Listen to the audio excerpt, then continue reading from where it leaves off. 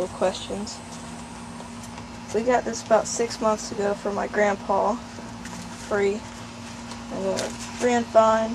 Sat for a little while after the starter gear got messed up and the belt broke, and tried to turn it over the other day. It turns my hand fine, and it's got no spark.